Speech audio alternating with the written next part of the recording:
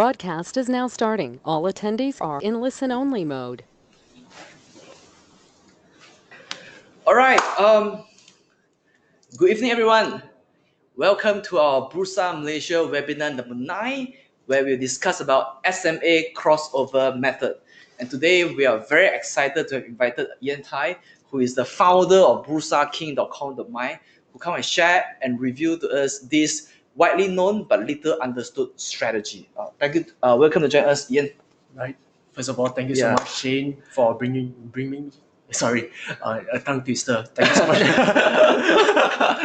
Okay, you can say that I'm actually quite excited to be here today, and I can tell. And I'm really appreciative that Shane has actually brought me back here to actually give you another session with you guys. So I can't wait to deliver. Sure. Yeah. Now, before we proceed further, just want to check if you can hear me. So on the control panel, if you can hear me, please click raise the hand button as usual. Okay, click raise the hand button. Okay, let me see how many of you here can hear me. Okay.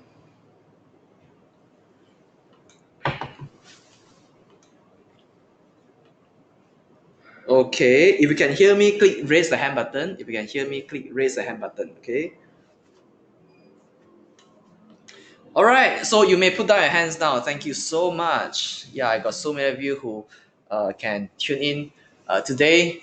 And yeah, Ian, Yes. yeah, very welcome to have you join us here. And this webinar is about 90 minutes long, where at first an hour we'll be talking about the strategy, and the next 30 minutes will be reserved for question and answer session. So if you have any question and answer, please put it down in the question and answer box. We will address it accordingly. But remember, please write your question in full sentence, okay? Because sometimes some of the participants write in short form, and when both of us cannot understand what you're asking, then your question will be dropped, okay? Please write your question clearly in a full sentence so we understand what you mean, so we can address it accordingly.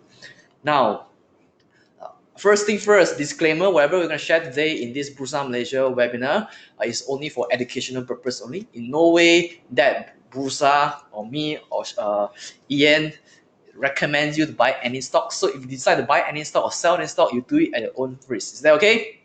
We take our own financial decisions, okay? Now, we have designed a whole series of webinar for the year, and today we are on the 9th session. Over the past 8 months, we have done 8 sessions, and there's another 3 more sessions in store for you, which is in October, Tech Industry Exploration. November, we will talk about Intrinsic Value Masterclass, and on the month of December, we will try to explore the concept of building a portfolio.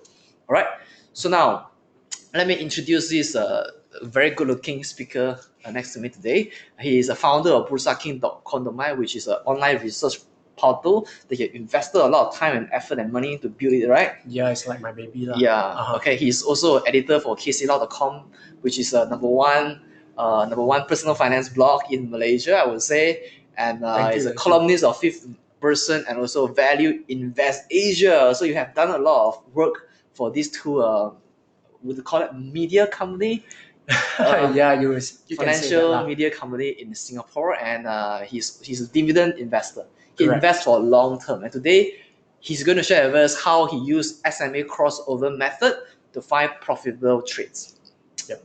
All right, so over to you, Ian. Yeah, sure. All right. First of all, thank you so much again, Yeah, Shane, no problem. for such a wonderful introduction. So without further ado, let's get into it. So do I press this button?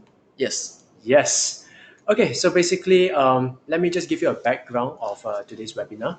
So in general, in most cases, I like to actually communicate with my pool of subscribers, and usually these are the 2 or 3 common questions that will actually pop up when it comes to stock investing. All right. So the 2 questions. All right. I have actually stated 2 questions, but I'll add on one more lah. Because 3 lah. Yeah, got 3 lah. All right. Why I got 3 left? Because just now the third one just popped up from my mind only lah. So the 2 questions are like this. The first one is actually this: stocks ma. All right. There can only be 3 scenarios. Let me state the first 2. The first one is actually stocks going up. Yeah, going up. Let me say the stock price is going up. So the question is, will it continue to go up, or will it come crashing down?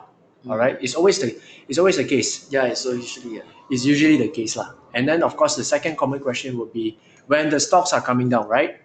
When the stocks is coming down, you may be wondering, will it continue to go down? Or is this a good time to actually grab the stock at discounted prices? So it's always these two questions. So what is the third one? The third one, which is not stated here, is this. Some stocks tend to move, all right, usually on the sideways. Sideways. Yes, it's actually moving sideways. Why moving sideways? Because tak tentu arah lah, means to say, some say it's a good time to buy, some say it's not so good time to buy, so the stock will just move sideways. So the question is always this: if it's moving on a sideways trend, will it go up eventually, or will it eventually come down? So it's always these three questions, right? Where would the stock go? Where would the stock go? All right, so these are the three common questions. So usually all right, there are a few ways to actually tackle these particular questions.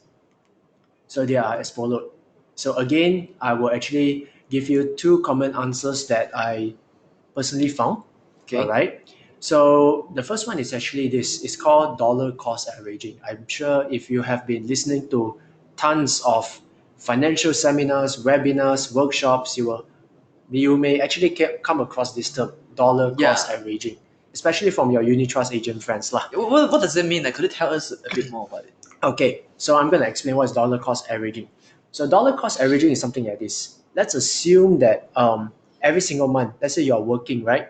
And you can actually put aside, let's say $2,000, all right, or any fixed amount, $2,000 aside, and you are going to invest, all right? So when it comes to unit trust, usually most of the case is actually unit trust, whereby the $2,000, right, you keep putting it into the same fund, all right? So that means, let's say the month of January, you have 2,000, you will put it into unit trust fund, let's call it A fund, all right? And A fund is actually at certain price, let's say $1 per unit. February, you do the same thing. You put aside the same $2,000 and you put it into the same fund called A fund. But this time, you're going to get more units because A fund is actually Drop. Yeah, The price actually dropped, so you get more units. But in March, you put aside the same $2,000. You put it into the same fund called A fund. But this time, you get lesser units because you're buying it at a high price. All right. So what does that mean? That means to say, regardless of the price of the investment, low, high, or fair, you buy, all right? And you buy it on a fixed basis, all right? So this is actually called dollar cost averaging. So this technique is actually being promoted because they don't want people to actually try to outwit or outsmart the market. They want people to actually treat investment similar to how saving should be lah. Put aside every month a certain amount for your savings and stuff like that. Don't try to beat the market and stuff like that. All right. So basically, of course, in every single strategy, whether it's dollar cost averaging or whether it's other investment strategies that are available in the market today, there are always some flaws lah. So for me, this is actually from my own personal opinion. So I believe if, let's say, unit trust A fund, let's say the A fund is actually a good fund lah. Let's just assume. All right. So ideally, an investor will actually want to pick up more of these kind of units when their prices are actually at their lowest lah, not when they are at their highest. So this technique has a little bit of flaws because how would I say it? That means to say you are actually buying something which is good, some good investment, but at a high price. Usually that is not the most ideal case lah. So that's the cons behind dollar cost averaging. All right. But anyway, the technique states that you are supposed to actually smoothen it out. Let me say, should average it out, the high price and the low price, so that you get the average price. So that is called dollar cost averaging. Now, this technique, this dollar cost averaging will work only if, number one, just now if I say A fund, right? The A fund works. It's a good fund. Yeah, it must be a good fund. If it's a bad fund, no matter how you average or so, it won't work. Because the price will go cheaper. It's not only going to go cheaper, it's going to go down and down and down until you can forget about that investment. Because it's like this lah, whatever price you pay for a bad investment is always going to be a bad investment anyway. Yeah. That's number one. Number two, it works well if you decide to hold it for the long term. It's never a short term game. All right. So that's why you hear about your unit trust agents telling you to invest for the long term. Why? Because it only works in the long term. Okay. So these are the few things lah about dollar cost averaging that people should take note of. But for me, I have another version which I call it value cost averaging. Value cost averaging, which is your revised version, right? Yes, it's a revised version. It's an improvised version of DCA. So now I'm going to explain the difference, okay? Now, just now in DCA, which is dollar cost averaging, you put in $2,000, you put into some investment, all right? A fixed investment, regardless the price you buy. Value cost averaging is like this. The same thing. Every month you put in, let's say $2,000, a fixed amount for investment, okay? Now, the thing is this, why do I say value? Because now when you have the capital to invest, all right, you will actually assess the deal as it is. Let's say January, let's say you find a good investment. Let's call it A stock, for example. And let's say the price is good, okay? Therefore you buy. Okay, that's it, January. February, the same $2,000. But right now, stock A has actually gone up in price. And if stock A has already gone up in price, to us, it has become less attractive as an investment. It's not value anymore. It's not as cheap, as discounted as ever before. Yeah. But the thing is, there are other investments, all right, that are available which are at cheap and undervalued prices, all right? Because in Bursa Malaysia, we have like 900 over stocks. So why just stick to one, right? Yes. So there could be another stock which is called stock B, which is fundamentally good, but it's actually trading at discounted prices. So because of the prices, B stock at that time is better than A stock. And therefore you take the same $2,000 and you go and buy B stock. All right? And of course you can do that for the following month, which is in March, April, May, and so on and so forth. So what is this? So this method is something like this. You still put in the same 2,000 a month or whatever fixed amount a month, but instead of being fixated to certain kind of investment only, now you have this strategy. You may need a pool of investments, and then every single month you just pick which one is the most worthwhile to invest at that point of time. All right, so you have a pool of stocks, probably let's say 10, and then every month you see, oh, your 2,000 should go to A, B, C, D, E, or H, for example. Okay, and instead of sticking to one, but you have this wider selection of good fundamental stock that are trading at discounted price. Correct. All right, so that's what you revise it as value cost averaging technique. Wow, thanks for enlightening us. Yeah, it's worth its weight in gold already. Alright. Okay, now I'm gonna just move on. Yeah. So this particular value cost averaging, as you can see, the whole idea about investing is this: it's always about getting quality stuff at the most discounted price, at bargains lah. That means it's like Malaysian lah. Always want to buy cheap. Yeah, we like bargains, right? Yeah. And therefore, why do we trade? All right. You may actually wonder, all right, just now Shane Chu actually introduced me as a dividend investor, right? I make around But you also trade? Here's the secret lah. Here's the secret. Here's the thing. Tell us what is your secret. Here's the thing, all right? Basically, I believe that everybody can actually build a portfolio that where you can actually derive passive income, dividend income on a regular basis. So for me, I'm actually getting around 5 or 6%. Around 6, more than 6. It's incredible result for dividend. So the key reason why is this, okay, is of course, number one, the stock must be good in paying dividends. It must be very capable in paying dividends. And second, the 6%. The 6% can only happen if you get it at the best possible price. You cannot buy something which is good at a very high price. Then you won't get 6% dividend. Correct. So you must actually aim to buy low. So because investors aim to buy low, therefore you trade lah. Therefore you need some understanding about trading, and you may need a basic trading plan to actually help you to get discounts. So the whole mindset is very simple. Why trade? Get discount. Finish. So the sole purpose of trading is to buy into discounted stocks. Yes. The good ones especially, okay? Yeah. So if bad one, you don't trade. Bad one don't need to trade.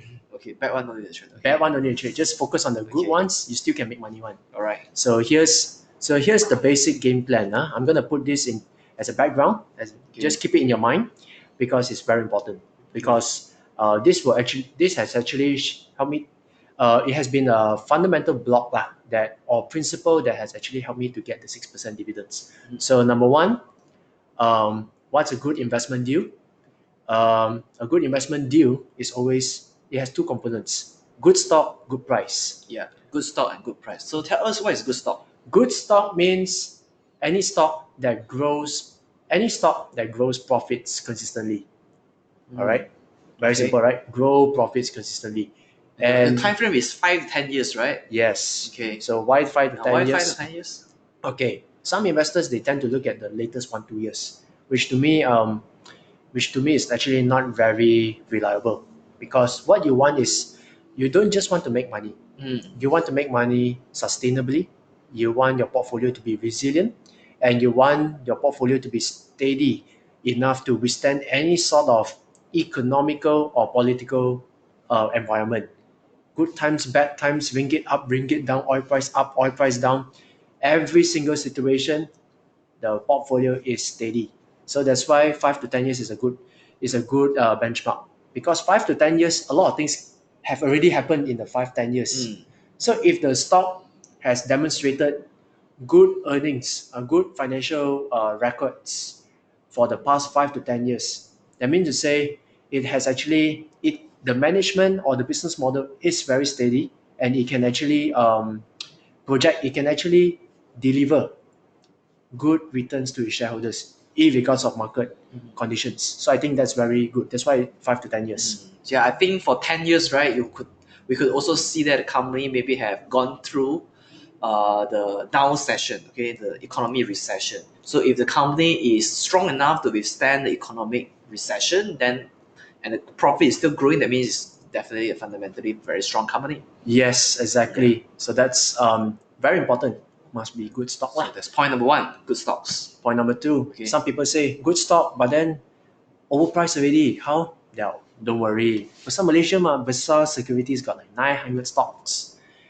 900 stocks. Sure got good ones. Sure got bargains one. Sure got something to shop for. Only if you shop long enough, you will definitely find them.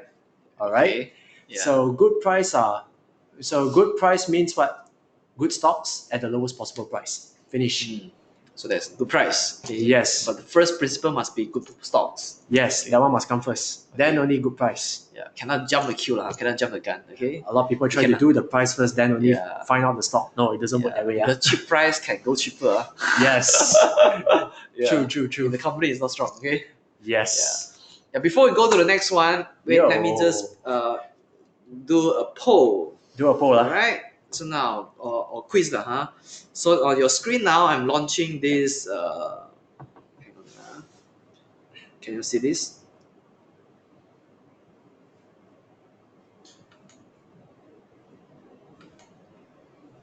Okay, just give me a minute. I think I need to. I can launch the poll if I'm not the presenter. So I will need to make myself a presenter first.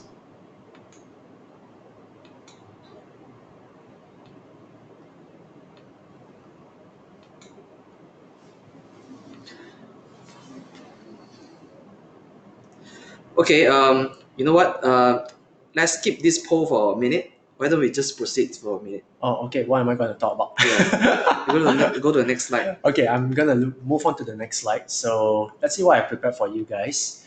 Okay, so basically, number one, we talk about good stocks, right? That means to say the stocks must grow profits consistently. So that's number one. Number two, must always find it at the lowest possible price. So this slide is actually about finding when these good stocks are trading at their lowest possible price. So that's the most important thing right now. Okay. So before I talk about before we talk about technical analysis, we go and talk about the fancy tools. Basically, number one, when it comes to assessing stock price performance, all right, we must understand that stock prices move in trends. All right, and basically there are only three possible trends when it comes to stock prices. The first one is actually an uptrend. So uptrend is very simple lah. It's when stock price, then a stock actually moves up in price in general. All right, this means to say there are more buyers in the market for this stock than the amount of sellers in the market. So that's an uptrend. Second one is downtrend. Downtrend is the opposite of the uptrend, meaning to say the stock price is actually moving downwards in general, where there are more sellers of the stock in the stock market than the amount of buyers in the stock market. Okay, so that's a downtrend. And the third one is actually the sideways trend, where I've actually just mentioned, where there are equal amount of buyers of the stock, all right, equal amount of buyers to the amount of sellers of the stock in the stock market. Meaning to say that the entire, as a whole, as a collective whole, the stock market doesn't know whether whether or not this stock should go up or should come down. All right, so it's a 50-50 game. Stock price moves sideways in general, correct? Okay, so these are the three price trends that we need to keep in mind: uptrend, downtrend, sideways trend. Now, stock prices, right? They will be trading at their reasonable low. All right, reasonably lah, not accurately lah, just reasonable lah. Okay, because we don't want to. The worst thing about trading is this, or investing, is to buy the stock right at its peak. That means you say, if the peak is $20, that means you say, wow, this is like all-time high, and it's at $20. That is the time that we want to avoid buying into lah. Yeah. Because we want to buy anything substantially lower than $20. All right, that's a metaphor. Okay, so the stock price, right? When are they reasonably low? There are three possible situations. So I'm going to explain to you right now. The first one is this. So the stock price move on an uptrend, right? So it's always, so the stock price, the most ideal time to get in is always at the beginning of an uptrend. It's always, it's logical, right? So you just visualize there's a stock chart going up. I believe they can see my hand, right? Yes, hand can. Okay, I'm going to use my hand movement. This is very handy. So stock price moving upwards, right? So it's always at the beginning of the uptrend. So this is actually the ideal time to actually come in, right? So that's the first condition. The second one is at the end of a downtrend. So now there's a downtrend, right? So if let's say this is the end of the downtrend, then of course will be the most ideal time to get in. All right, that's the second one. The third one is this. The third one is when the side trend, okay. Now, what if the stock price moves side trend, right? How do I know whether it will go up or come down? So it's very simple. So if let's say this is a side trend, I will look at what is the stock price trend before the side trend. Okay, yeah.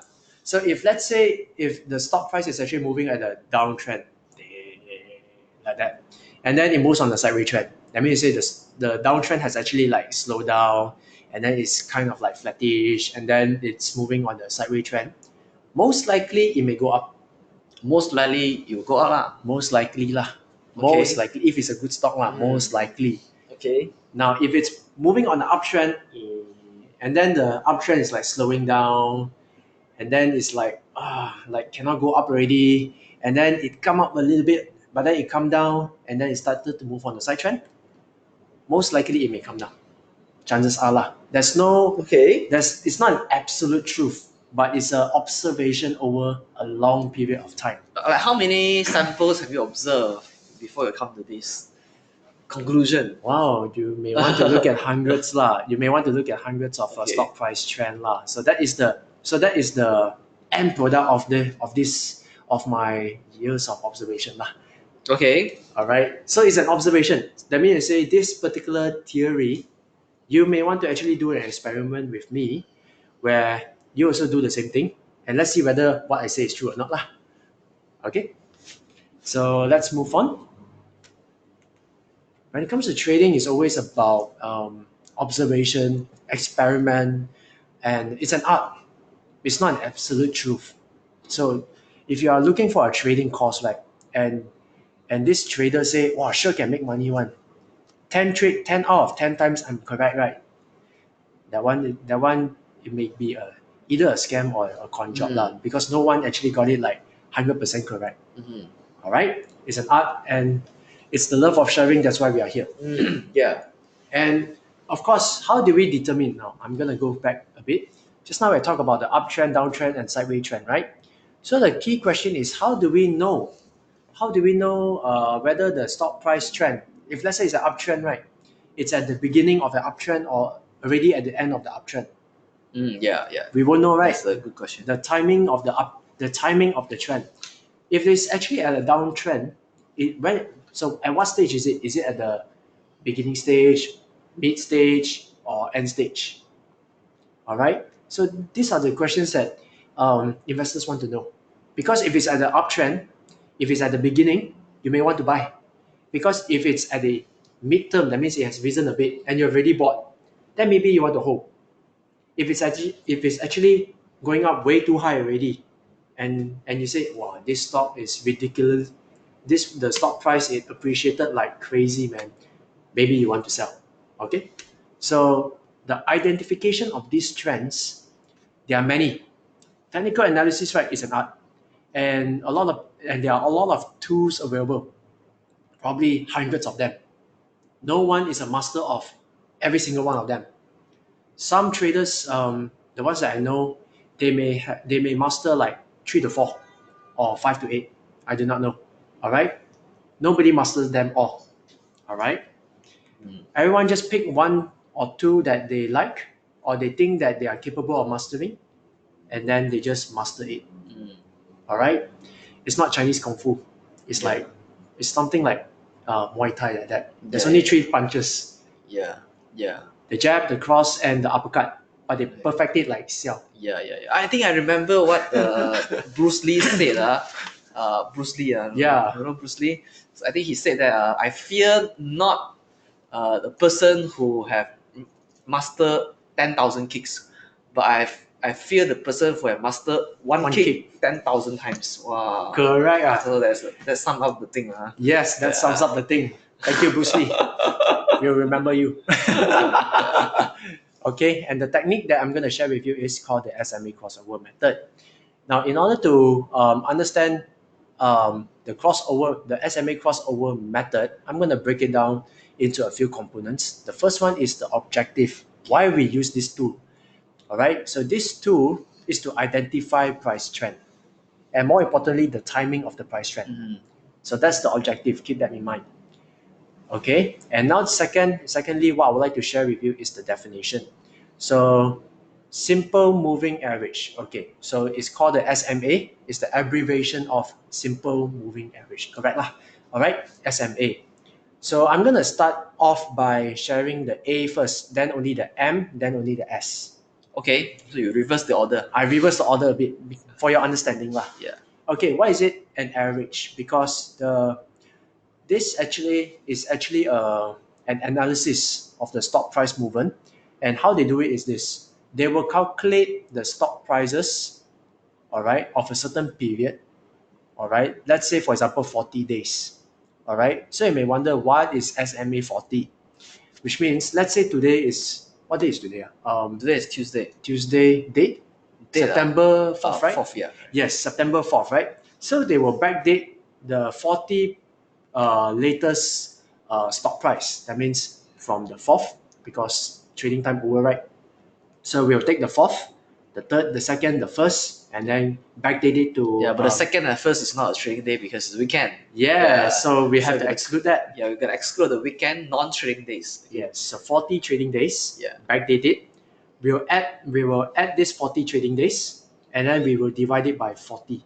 Okay, so take the summation of all the price and then divide by 40. By 40. All right. So that's why there's this component called average. Average. Okay, just keep that in mind first. Don't worry, I'll do a demo. You will see very clearly how it works.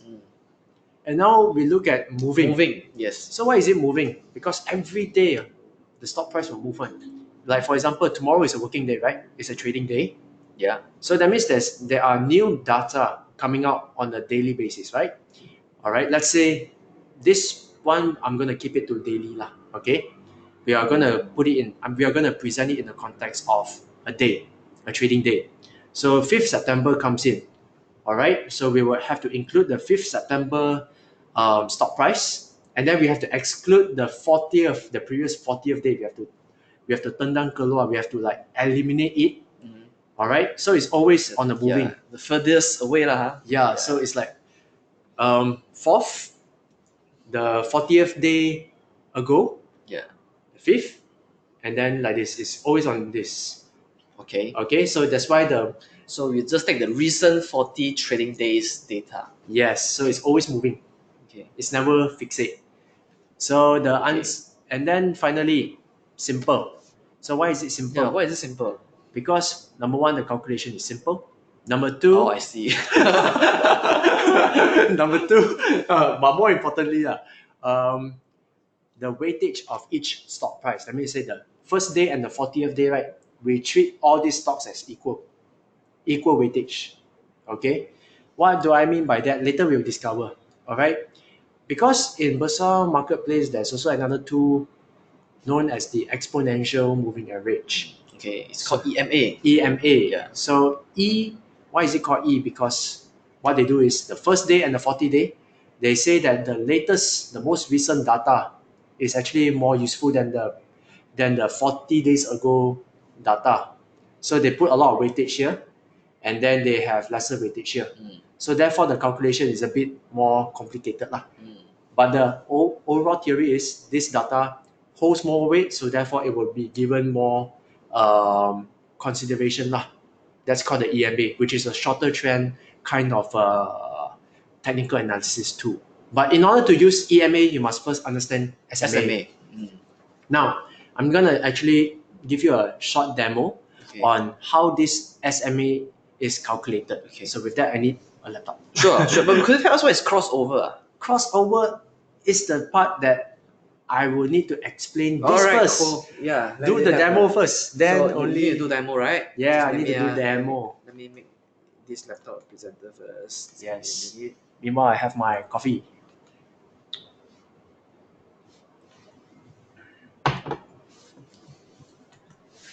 I seem to have a little bit of challenge. The crossover part, right, will only be, it's better that I explain to you when I open up the Bursa Marketplace website. From there, we can actually assess the stock price together, and then from there, we can actually, we can actually discover what the crossover actually means. Okay, can you just give me a minute? Just let me.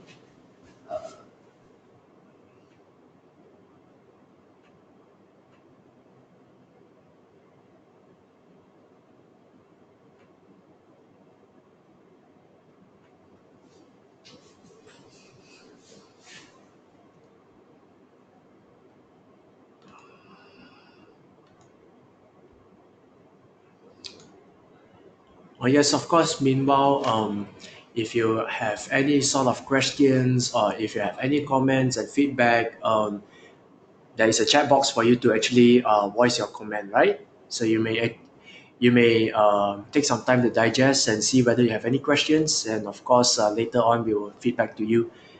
We'd like to attend to them. Thank you very much for that. No problem, Shane.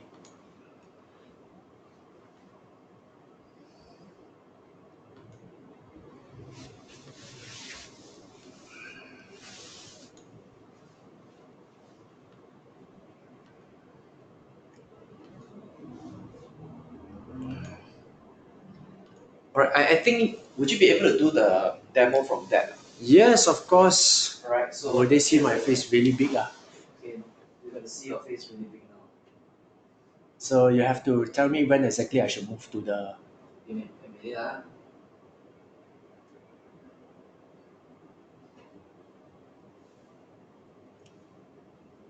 Okay, cool.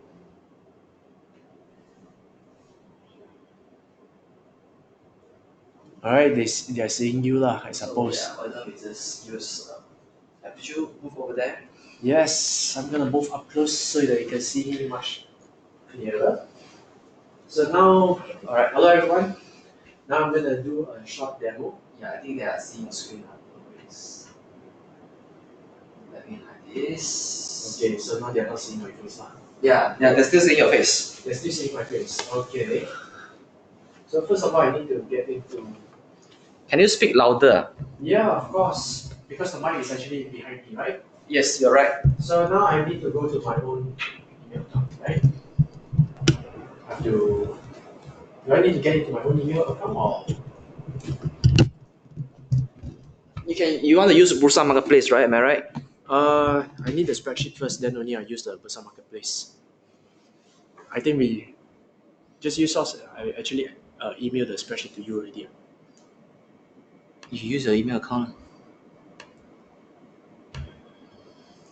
Okay, so give me a moment. For this is actually very important.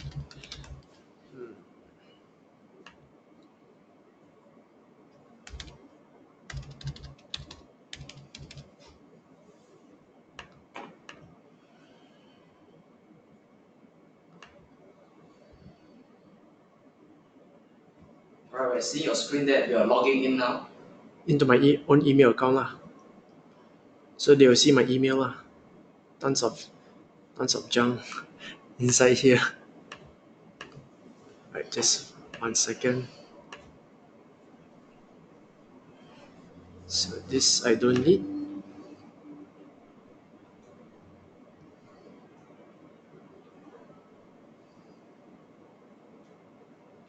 Actually, a lot of effort just for a short demo like this. Okay, so can you see the Google spreadsheet here? So I'm gonna demonstrate to you guys how the SMA is being calculated. Okay, so here I have actually put in very basic, very simply the stock price. Okay, so this is just an illustration of the calculation of SMA for your understanding. Now, here I have two, which is the SMA 5 and SMA 10. So when I say SMA 5, it simply means that it is actually the abbreviation of simple moving average 5 days. Okay, and if it's the SMA 10, it's 10 days. Okay, so I'm going to start off with the 5 days. Okay, so how is it calculated? Now, let's say this is 1, 2, 3, 4, 5, correct? So I'm going to just put here sum. It is the summation of the 5 latest trading day, and then you just divide it by 5. Okay, so the SMA 5 is I think I need to do a bit of adjustment. Oh. Because they are not. I think the screen showing is a little bit. Okay. Okay. So Can you go ahead? yes, of course. All right. So as you can see, when there's the latest data coming in, let's say this. So now you see here it is C4, which is this, to C8. Now it's C5 to C9. So as you can see, the calculation is number 1, simple. Number 2, it moves. And number 3, the averages move. All right. So I'm gonna just complete the calculation of SMA 5 as followed. And when it comes to SMA 10, it's very simple. You get the summation of C3 and C10. No, it is actually C12. And there you go, you have 10. Yep, correct. And as a new stock data comes in, we will have a new SMA 10 and SMA 5 figure. Now, if I'm going to add one more, let's say 1.15, then of course the two figures will actually differ. So by now, I hope that you have actually understand how the simple moving average is being calculated. Now, moving on, I'm going to show you a sample of 4 stocks. A, B, C, and D, okay, as shown on the screen. Now, these are real stocks, all right, that I have picked from where their figures are. These are all shareholders earnings figures, and I pluck it from their annual reports. Now take a close look at these 4 stocks, A, B, C, and D. Now, here I would like to actually ask a very simple question. From these 4 stocks, okay, which one has the best fundamental quality just based on this particular chart? A, B, C, or D? Just take a short moment, a brief moment of one or two, just to look. And of course, if you have an answer, just put it in the chat box. So, Junxian, do we have any respondents? Alright, so my laptop got a bit of challenge, so I have to come here to see if there's any question here. Okay, Yeah. we have stock A. We have stock A, C. Okay. A. Okay. A. Okay, I believe most of the answer is A, which is correct. One says B, one says C, and one says there's none who says D. Okay, very good. So I believe my answer is the same as yours. The answer is actually A, because why? Remember I talked about the what is a good investment, where a good investment has 2 components: good stock and good price. So good stock means to say it's a stock that grows profit consistently. So the one that is closest to this description is actually stock A. And of course, when it comes to stock B, if you see here, the stock price actually, the stock earnings actually grow here, but it experienced a decline here, and then it started to grow here. So this is actually not consistent growth. All right, this is more like cyclical. Okay, so that is stock B. Now stock C, it grows until year 2013, and then after that it kind of like falter. All right, so this is an example of a stock where the stock price has actually declined.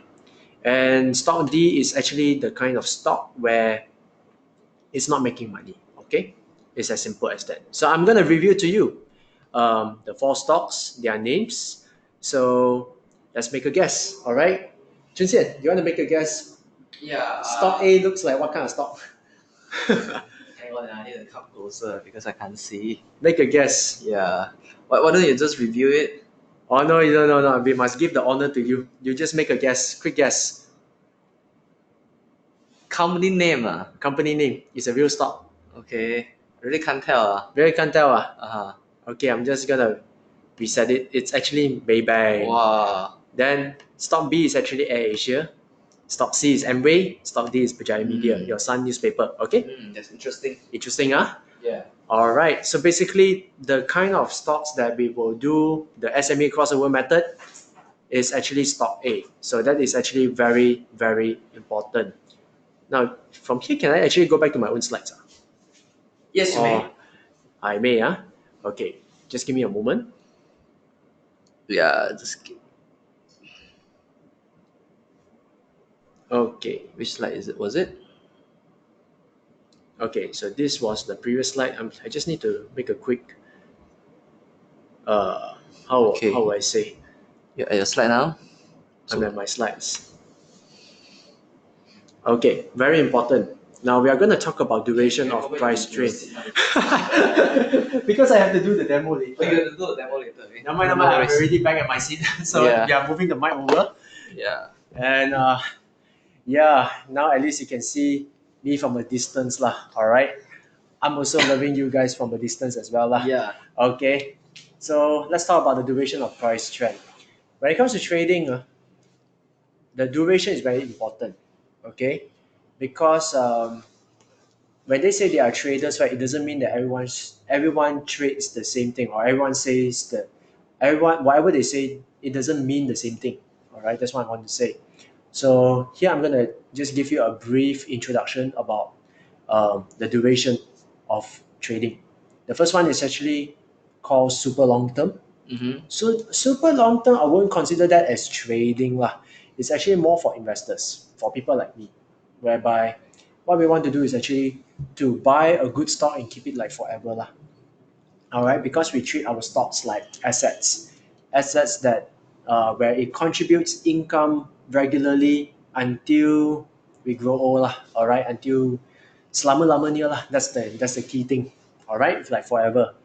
So in this case, right, we will actually use actually a tool which is known as the SMA 200 line. So 200 means 200-day average lah. So it's very, very long term. Now, mid to long term is also something that I personally use, all right, because it is actually used to identify the mid to long term stock price trend, but it's actually shorter than the super long term that I've actually mentioned above. So here, that's why the SMA is a bit shorter, as you can see, 40 days, 50 days, and 100 So it's days. looking at 3 to 5 years lah. 3 to for 5 this years kind of lah. duration. Correct. So the whole idea about if you use any of the two, right, which I'm going to demonstrate later, we will actually use that kind of tool lah, SMA 40, 50, and 100 for the midterm, and then for the long term is 200. Now, anything below, like for example, short-term trading, okay? Short-term trading could mean a lot of things. Like for example, milliseconds, or a few seconds, a few minutes, or a few hours. All right, these are called intraday trading. Like people who buy at 9 a.m. and then they close their position at 3 p.m. That one that keeps buying and selling, that one is intraday. All right. Some people, they buy on Monday, then they sell on Friday. All right. Some of these people are known as swing traders. All right, where they are very short term in their position, but a little bit longer than day traders. All right. So anything related to that is called short-term trading. And when it comes to short-term trading, they will use their preferred tools. They're 200, over 200 plus lah. I do not know. Maybe 300, who knows, right? So they may use a combination of sophisticated tools lah. All right. Like for example, we got MACD, which is moving average convergence divergence. That one is another day lah. That one I also don't use lah. Bollinger Bands, stochastics, relative strength index, RSIs, etc., etc. Yeah, and many more lah. There many are more lah. thousands of indicators available today. But it doesn't mean that you use these tools, right, you can make money. Yeah. All right. Some of these people use these tools and still lose money. So it doesn't mean that you hear some sophisticated tools, wow, these people can make money. Not really. All right, there are always winners and losers in the market, no matter how sophisticated they are. That's why Warren Buffett, he don't need to know so many things. He just read companies' report, still make money. All right, so that is the idea lah. Oh, where's my remote control? Now let's see what I prepared for the next slide. It's time for a demo. Yes, time for demo. So now I'm gonna do two different demos. Actually, demo one is actually the SMA 200 line. Now, I'm going to repeat the objective of this demo. The first one is, this one we are going to identify the long-term stock price trend.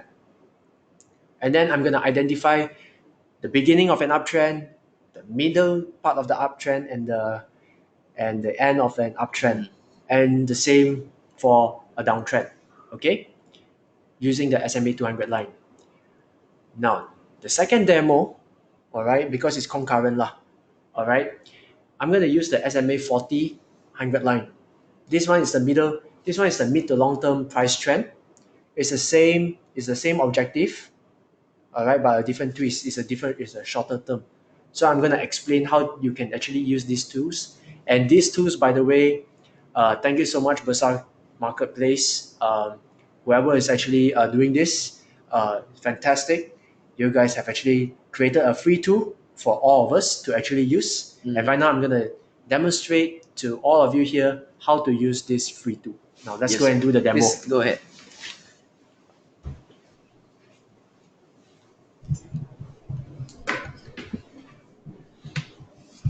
Let me get my coffee first. All right, just give me a minute. All right, here you can open a new tab. Let's open a new tab. Okay. All right. Okay, so since just now over here we talk about Maybank, right? So therefore I'm gonna use Maybank as my case study. Okay, let's see. Bursa Marketplace. Let's do a demo.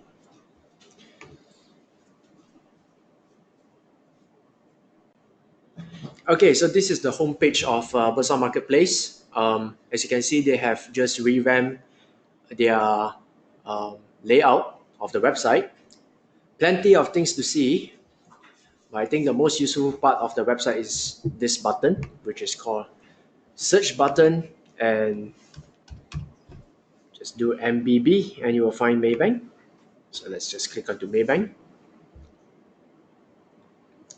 Okay, so now the question is Maybank, if let's say lah, all right, first and foremost, do your fundamental analysis, check Maybank whether it's a good bank or not. Once you have ascertained the quality of the bank and you like Maybank, now it's time to assess the deal in terms of SMA Crossover Method. Okay, now let's see whether 999, the stock price 999, is this what? It's not enough to tell from the stock price itself, so that's why we always want to identify trends. Now, as you can see, we have home profile charts, financials, and blah blah, and so on and so forth. Not blah blah blah. I'm gonna just click onto charts, and okay, as you can see, by default, they will give you a chart which is a little bit more than a year. Okay, so don't worry about that. They have a volume chart here. Now, click onto technical indicators. As you can see, we have the simple moving averages and we have the MACD here. I'm going to just remove the MACD. And I'm going to start off my demo with the longest term, which is the 200 days one. So I'm just going to click onto this.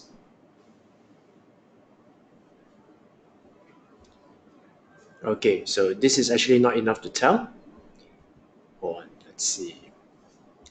Okay, in order to lengthen the graph, the chart, there is a mini chart over here. So you may just want to drag the chart across like this. And I'm going to just move myself upwards. And there you go. Okay, so this is actually the stock price, which is represented with the blue line. And we have the SMA 200-day line, which is represented by the black line. Okay, so what does it mean? Now, can you see that when the stock price is moving upwards, guess where the black line is moving? All right, watch. The black line is always moving the stock price. Sorry, let's start with the blue line. Okay, the blue line is always moving above the black line, right? So when the actual stock price is actually moving upwards, the blue is always on top of the black. Okay, so in that sense, you may confirm that based on this alone, the stock price is moving on the uptrend. Now, if you look at this part here where the stock price has actually fallen, you may find that the black line was moving on top of the blue line, right? As demonstrated, as projected on the screen. And finally, when the blue line is actually above the black line, it's moving back on top.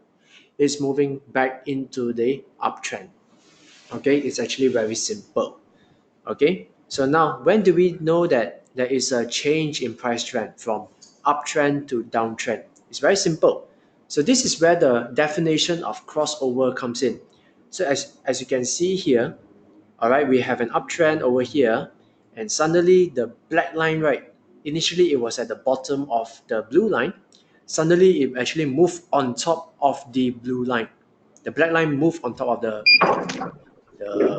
what? All right, let's do it again.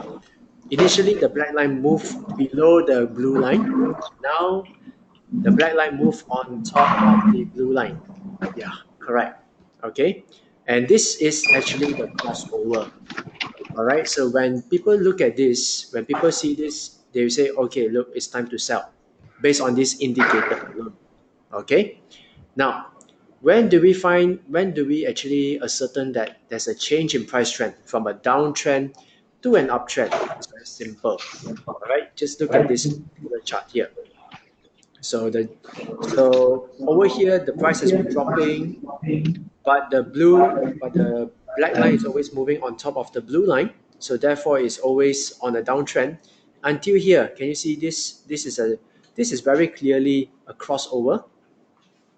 And once these two lines are moving on top, then you can confirm that this is actually an uptrend until this point lah. Until this point, as you can see, they intertwine with one another. Then it's a bit hard to ascertain whether this is a uptrend or a downtrend. Okay, so this is how you use the SMA 200. All right, it's very simple. Just one click of a button and you can actually ascertain it. Now I'm going to move on to demo number 2, which is the 40 and the 100 line. Okay, some of you may ask, why don't we use 50 days? You can also use the 50 days. Okay, no problem. All right, the effects, the results will be more or less the same. Okay, so it's your preference. Again, once I change the indicators, you may want to redrag the stock price chart as shown on the screen. Okay, I'm just going to stop here. All right, as you can see, now because we have actually used the shorter SMA, therefore there are more indicators of uptrends and downtrends where they are more shorter. So let's take a look. Now, how do we confirm an uptrend? Very simple. If you look at the, okay, let's start with identifying the colors. The blue one is actually the actual stock price. The 40-day SMA is represented by the black line, and the 100-day SMA is represented by the green line. Okay. So as long as the stock price, if you notice if the stock price is moving upwards, the black line, which is the 40-day line, is always moving on top of the green line. That is how you identify an uptrend. Now, when stock prices are coming down, as shown on the screen here, like the mid section of the stock price trend, the green line is always moving on top of the black line. Okay, and of course, when Maybank is moving upwards like this, then what we see here is the black line is moving on top of the green line.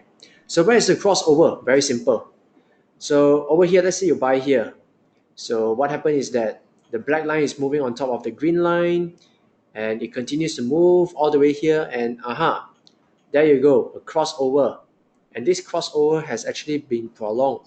So what happened here is that if a person who masters the SMA crossover method, they might actually sell over here. All right. So once they sell, they will hold their capital and they just wait lah. All right. So as you can see, wait for the developments. There's no clear-cut uptrend in sight, and suddenly the price actually dropped. So the green line actually dropped. The green line actually moved on top of the black line, and the stock price continued to fall as shown on the screen. So let's say we follow the story, stock price here is still not yet the bottom because the green line is still above the black line until this particular point. Now, here's another crossover. So what makes this crossover different from the rest of the crossover is actually very simple. So once we actually see this crossover, we may want to test a little bit, see whether the three lines are actually moving in unison and whether the blue line, the black line, and the green line will actually eventually move upwards as shown on the screen. So once it is, then you may confirm your purchase, and then you can actually enjoy the ride as shown on the screen. Okay, so this is actually how you use the SMA 40 and 100 line, where the crossover is reliant on the 40 and the 100. Just now the 200 one is the 200 and the actual stock price. The 40 and the 100-day one is the 40 and the 100-day one. That's the crossover. Okay, so that is how you use the two crossover techniques. Okay, now I'm going to move back to my screen right now. So I click this, go to dashboard, right? Screen, is it? Yeah. Yeah. Yes, this is your screen. Okay, so do I speak from here? No, No, you go back.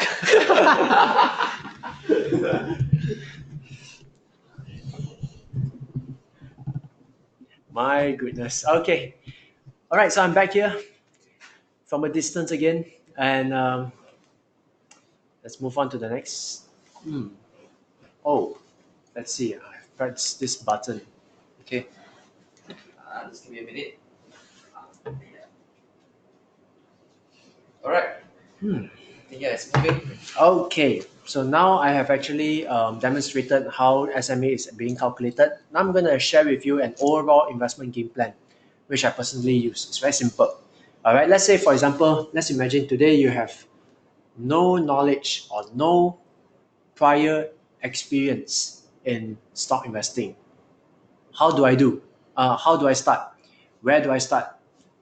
Here's how you can actually start. All right. First of all, just find 10 to 15 good stocks. Don't look at stock price. Look at company annual reports. Look at them. Look at the financial records. Make sure that these stocks, right, that you pick are the ones that grow profits consistently. That's number one. Must grow profit consistently. Consistent. All right. If it's not consistent, if the profits are inconsistent, then your returns will be very inconsistent lah. True. Okay, so always make sure the consistency. That's the key word lah. Consistency. Without that, your return on investment is like a yo-yo lah. All right, tak tentu arah. So the next point here is PE ratio. Calculate the PE ratio. So I believe that we have done quite a number of financial webinars, right? Yeah, but never mind. Just briefly remind the audience Sure. what is PE ratio. PE ratio is very simple.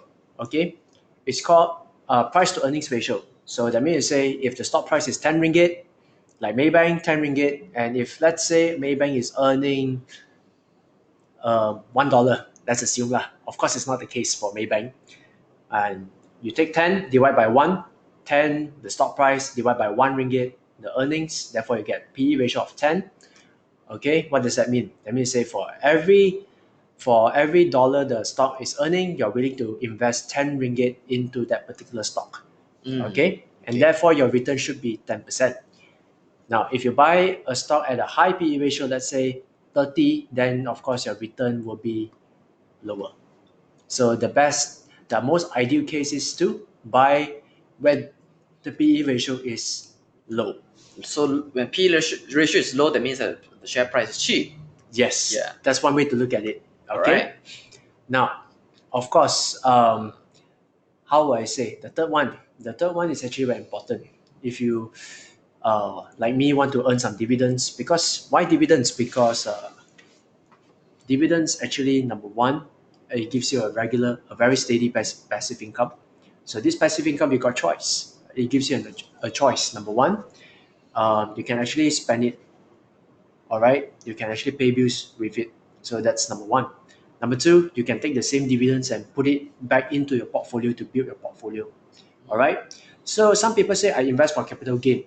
So do I. Who doesn't want to invest for capital gain? Yeah. But the thing is, if you invest too much on capital gain, you are just hoping that the stock will actually use the cash that it has to actually grow by itself. So you lack the flexibility in terms of how you want to design your portfolio, because once you invest into the stock, then it's up to the stock to see whether it can grow or not. But if you actually have some dividend paying stocks, you invest the money into it, it spits out some cash to you. You can take the same cash and you can either buy back the stock, or you can actually go into another stock. You can actually put that into another dividend paying stocks.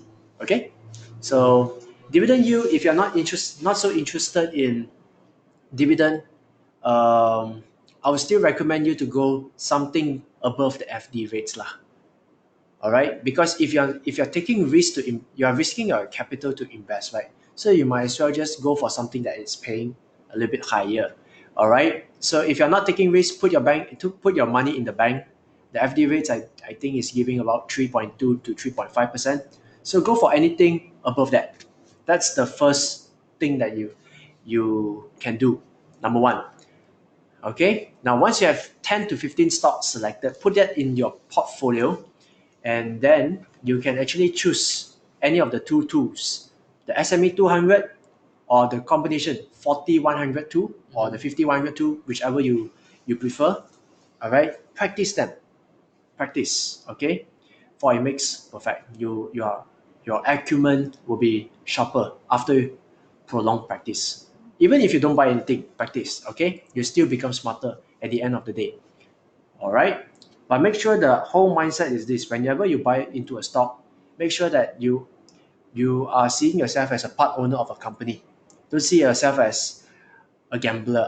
Just Treat buy. yourself as a partner, like a shareholder to the company. Like I know some of you may just invest maybe a few $1,000s, but treat yourself as, hey, I'm investing this few $1,000s into a legit business lah that is really making money.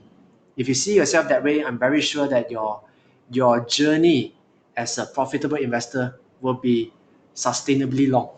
Yeah.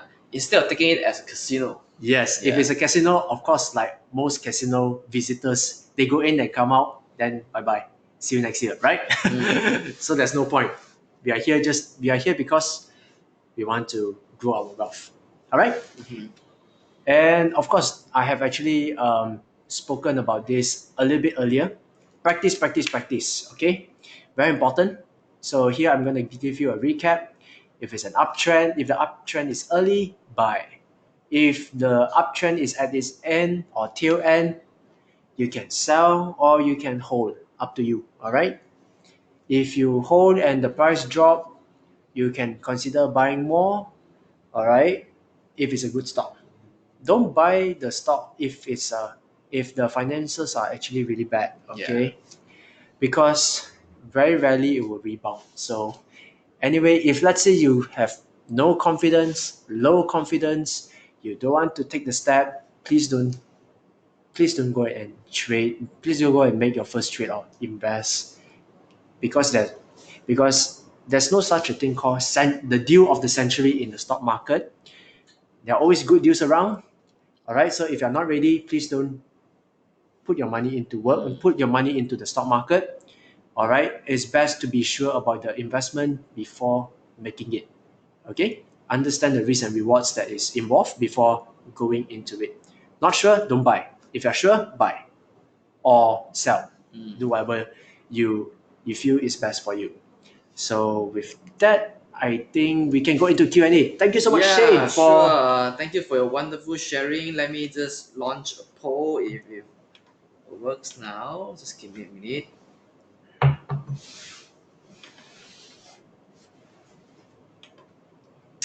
So now on your screen, there's a poll that asks for your opinion. yes. Like, do you often rely on moving average in your trading? Yes, sometimes, and not at all. So, all right, I'm collecting some polls now. In the meantime, if you answer the poll, please click into the question and answer question box to let us know what question you have, and we will address them as many as possible. Sure. Okay, yeah. Let me give you another 15 seconds to fill up the poll. And in the meantime, please write down any question that you have for Ian. Yes, of course.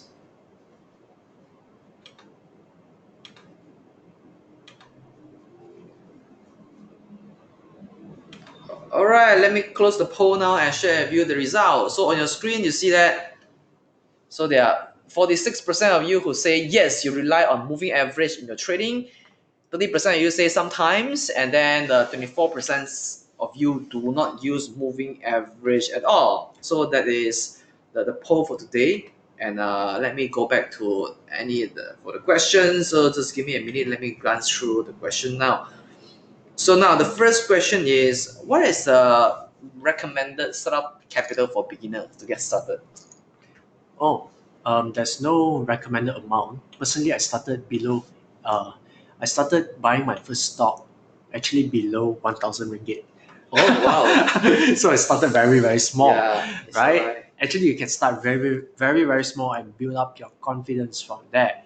Now, if you just want to solely invest in Malaysia, because I do I do buy Malaysian and as well as Singapore stocks. So if it's purely on Malaysia, and let's say you have a lot of money but you have no experience in the stock market or whatsoever, what I recommend you to do is this: whatever amount that you set aside, put that in some FD first. Take, let's say, I don't know, maybe $3,000 to $5,000. Build a mini scale portfolio. Means to say it's like a prototype of what you intend to build for the future. All right, and you take the 3 to 5 thousand. All right, or if you have a little bit more money, 5 to 10 thousand. Build a The whole concept is to build a prototype first, because you got no experience, you got no confidence of what you are getting into. So you might as well take a small amount of capital, just gain some experience first. Yeah, right. Buy your first share. All right. And by the way, if you are going into 10,000, split it into 5 different stocks, like 2,000 each. Or if you are into $5,000 in startup capital, 1,000 each. Or maybe just buy 1,500 for each stock, or just split the 5,000 into 3 stocks lah. All right. Buy your first stock first few first, and make sure you the whole process here is not so much about how much you're going to gain, but it's more about familiarizing the tools that are being provided by Bursa Marketplace, the stock brokerage tools, the tools that are given by these brokers. All right, familiarize yourself with the investment process from researching. That means to say, from reading company reports to looking to actually practicing whatever I've just preached, which is the SMA 200 or the SMA 40 or 100 line. Once you have done that, buy the stops. And of course, what I recommend you to do is start off with something that pays dividends first, because nothing is more rewarding than you receiving your dividends in your bank account. Okay, so once you've got the dividends in your bank account, say, hey, I got some money in the bank account. At least you can make back a little bit of your stock brokerage fees. Then go out and celebrate with that amount. Then because why, you deserve a little bit of pat in the back lah, some reward lah. Go for makan. And once you have done that, come back with the same research, and then if this whole thing is working, then you can scale your portfolio bit by bit. Okay, but of course, if let's say this prototype is not working, then your risk is probably, I wouldn't say 10,000, because it's very hard for you to lose 10,000, the full 10,000, all right, in stocks. Although yes, theoretically, some stocks, some companies may go bankrupt or what, the value of the stock can drop into zero, but it's very rare lah. All right, there's still a little bit of value into it lah. Even the worst kind of companies in the stock market today. Yeah. Start small. You can build it up later. Don't worry. Yeah, sure. All right. So the next question, you have. Yeah, appreciate Ian if you can keep the answer brief and concise. Sorry. Because there are a number of questions more. So the question is, which moving average do you think is more useful for intraday trading? Is it the EMA or the SMA? EMA, but I do not So you know. feel I'm it's not. the EMA lah. I feel it's EMA because it gives more weightage to the latest price trend. But then it's actually not even EMA, because if it's intraday trading, that means say you're buying at 9 a.m. and sell it at 3 p.m. You probably won't use any of the two. You probably use something better. Okay, from my experience seeing intraday trader, they will look at the naked charts. Okay, and just look at the candlestick. Yeah. And look at the queue, like which are the best buy and which are the best sell, which one have the most order queue at that price, and then make a judgment there. Yeah, so that's from my experience now. Okay. All right. So the next question is, if the volume of the stock counter is low, would SMA method still be relevant? Volume of the stock low. It depends. Case by case, it's very hard to say, because I am primarily an investor, not really a trader. Okay. I only trade to get discounts. All right, that's the whole objective of the game. All right, so I'm not here to say buy here, sell there, and then try to make a short-term profit, because I don't operate that way. I'm always, okay, this is a discount, it pays 5 to 6% dividends. Okay, I'll buy. If it drops further, I may buy more to get dividends. All right, because I'm more interested in the ownership Of of the company. stock. Yeah. Yes, than just to get a small capital gains or trading gains from the stock. Mm. Just treat it as like, why do you rear cow? Mm. Do you want it for its meat or do you want it for its milk? So we are talking about two different types of languages. All right, next question lah. Okay. The next question is, was there any back testing done on a simple moving average on how high is the accuracy in spotting good turnaround stocks? Back testing. Yeah, do you do back testing on your techniques? Back testing, not so much about back testing, okay? Because like I say, number one, this is not a fail-proof method.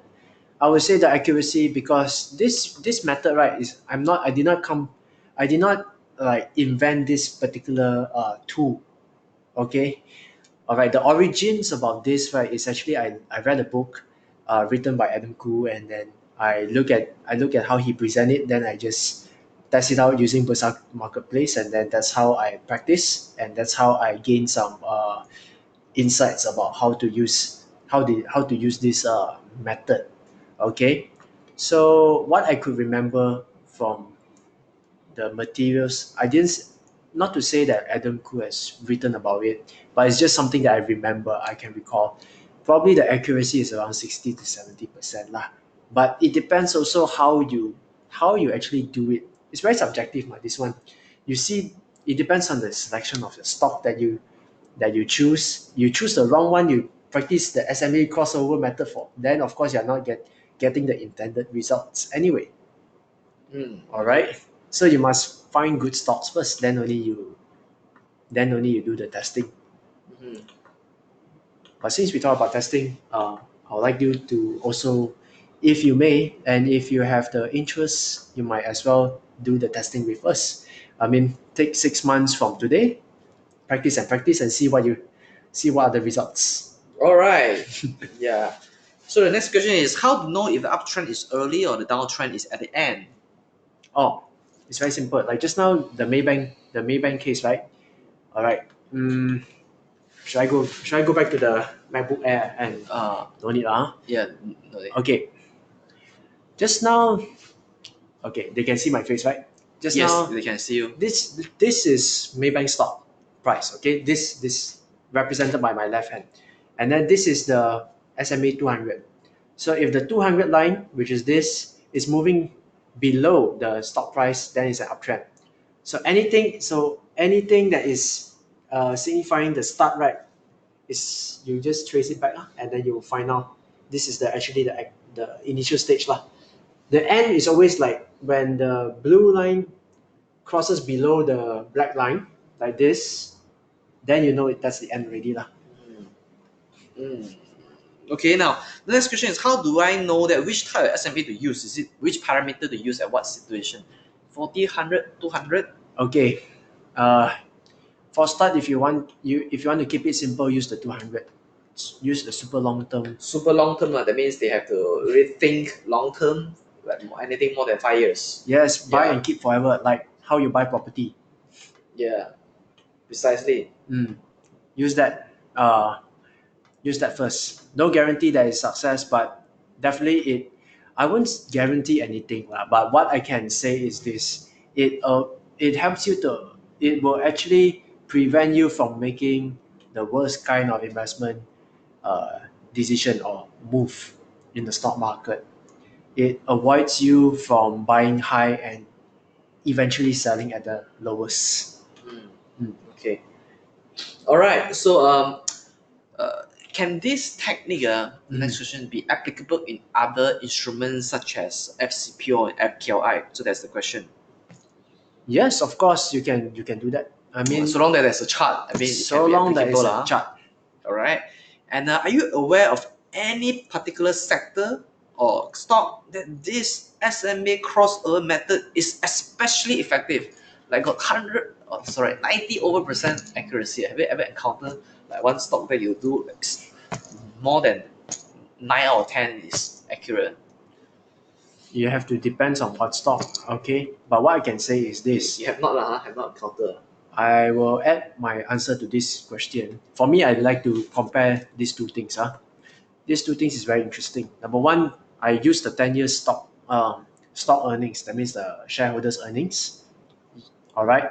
From the shareholders' earnings, you draw a graph, and then you take the graph, you compare it with the stock price performance over the long term. You put them side by side, right?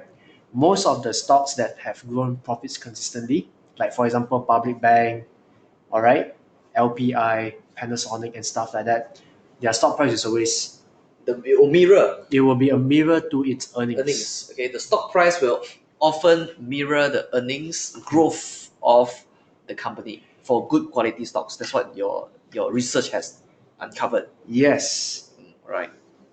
correct. So the next question is: do you know of any free screener that can screen consistent profit or low PE over 5 years and above? Any screener. Okay. Of course, there are many screeners out there. You can use, I wouldn't say the KLSE screener. All right, that's one of the more popular screeners. You can actually try it out.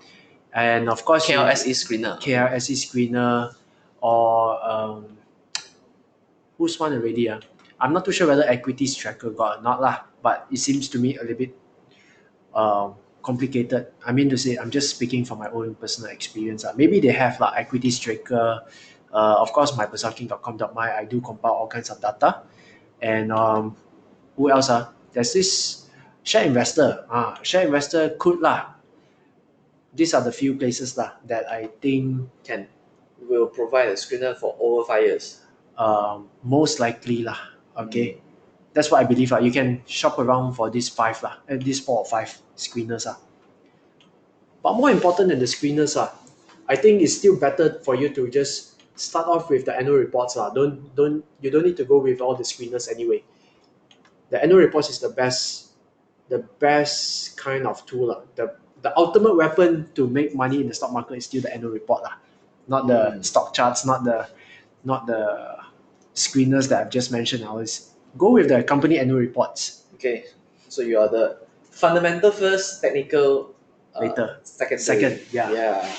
Okay. So the next question is SMA only valid on daily chart, or is it still useful for hourly 5 minute, or would that create more noise if SMA is used on the daily chart? Sorry, on the shorter time frame chart as opposed to a longer time frame chart such as daily chart. As mentioned, I'm investing for the long term. So Yeah, you so asked me you have about not- 5 minutes. So you have not tested it on the 5 minute chart, You No. only look at it daily charts. Okay? Correct. And by the way, this is a free tool by Bursa Marketplace, right? They don't Yeah, have a I 5 minute think- chart, right? Yeah, Bursa Malaysia has invested a lot of money to build this Bursa Marketplace, so I think you cannot find it anywhere else in other stock exchange. Yeah, I think Bursa Marketplace is Bursa Malaysia is one of the few exchanges that come up with this free tool for the retail investors to use. So please make sure you make full use of Bursa Marketplace tool. It's a very powerful tool. Very powerful tool. And you Yeah. don't need to pay money. Yeah. Super grateful to Bursa Marketplace. Kudos to you guys. Yeah. Okay. Now the last question that we do with a small capital, do you recommend looking at dividend stock or potential growth stocks? Is it dividend more important or high growth company more important for a beginner with small capital? This one, there's no right or wrong answer. But Yeah. if you ask me, right, if you want to see some results faster, go with a dividend one, because at least you get some cash in the bank, and with the cash in the bank, of course, you can actually celebrate with that The idea about super growth stock is this: a lot of people get into investment, they are very into stocks, they are very excited. So this excited sometimes may be a bad thing, because if you are too excited about a certain stock, then there's no logic towards why you are making the investment decision. You can ask them, why do you buy the stock? Because they think that it's a potentially a high growth stock. Okay, and by the way, what exactly is a high growth stock? Different people will have different meaning. Like for example, they think that any stock that moves like that shoots up like this is a high growth stock.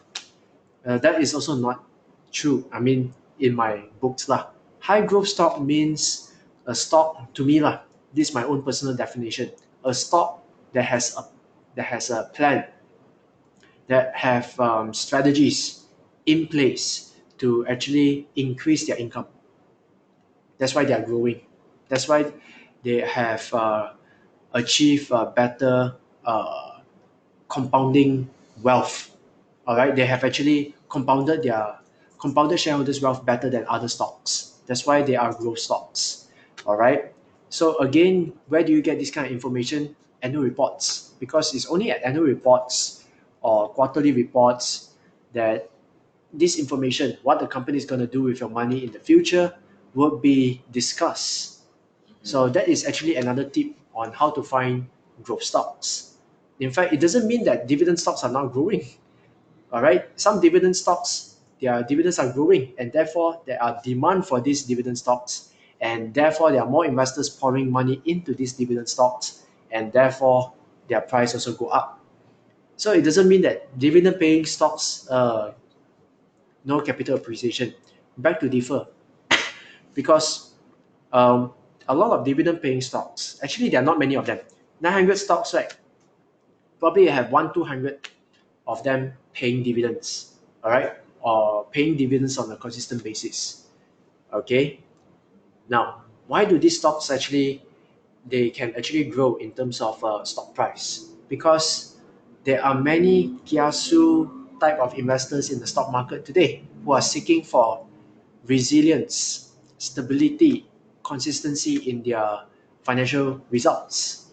For example, EPF, pension funds, mutual funds, insurance companies, and a lot of investment bodies who have billions of cash where they need to manage it and they cannot afford to lose their money. So if they want something which pays guaranteed or much more predictable kind of returns, they will of course go to some safe haven kind of investment, and they don't gamble. That's why we shouldn't. If they don't gamble, then why do we gamble with some stocks that has a lot of hype, a lot of promises, but do not know whether they can deliver or not. Do not know whether they can deliver or not. So the reason why these dividend stocks can grow is because all these billions of dollars that the pension funds have, they will pour into some place which is very conservative. So it pays to be conservative. Yeah. All right. So I think from what we learned from Ian today is that we need to think long term and be a conservative investor instead of risking our hard-earned money in gambling away our wealth in the casino. Okay, treat the stock market like a casino. That's the biggest takeaway that I had today. Yes, thank you so much. Yeah. All right. So may I have the clicker? Now Yes, it's my of turn. course. All right. So the next. Hang on, just give me a minute. Oh, clicker not working. So It's we not have like to, this. I think it's Just give me a minute. oh, don't worry, Yeah, we have. press. There you Just go. act like you're clicking and. Just give me a minute.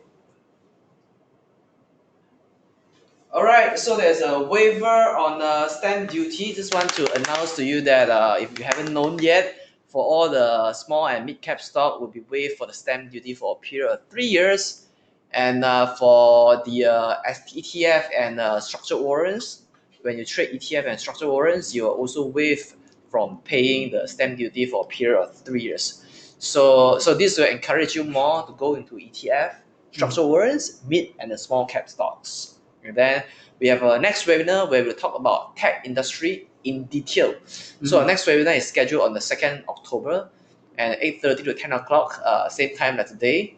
It's the first Tuesday of the month, where we will share with you and dissect the tech industry with you and where we can see good stock in this tech industry. So the link is already shared in the chat box. Please go to the chat box to click to register for next webinar. And the next announcement is we have this Bursa Uni Day 2018 coming out, and that will be held at the Monash University on the 7th of October. It is a Sunday, so if you're around, please come and join us in a Bursa Uni Day. Whether you are a university student or not, it doesn't matter. If you are adult or working adult, you're a retail investor, you can also drop by the Bursa Uni Day. You can also bring along your kids to join this Bursa Uni Day. All right. Wow. So the link is here. Let me show you. It's in the chat box now. You can go and register yourself. We have a remarkable speaker lineup, entertaining performances, celebrities, appearance, and fantastic games and food, and incredible lucky draw prizes for you to be won. And the first prize, the lucky draw, is a PS4. Okay, Wow, so PS4. please come and join our Wow. Bursa in May 2018. With that, thank you so much, Ian, for being a wonderful speaker for us today, and appreciate your time here, travel all the way from the house. And with that, thank you so much, most importantly, for tuning in to join our webinar today. This is Shane Chu signing off. And yes, once again, thank you so much, Shane, Yeah, for bringing me here. Thank you, Ian. If you have more All right. questions, that's my contact details. All right, you can contact Ian if you have more questions. All right, with that, bye, everybody. Bye.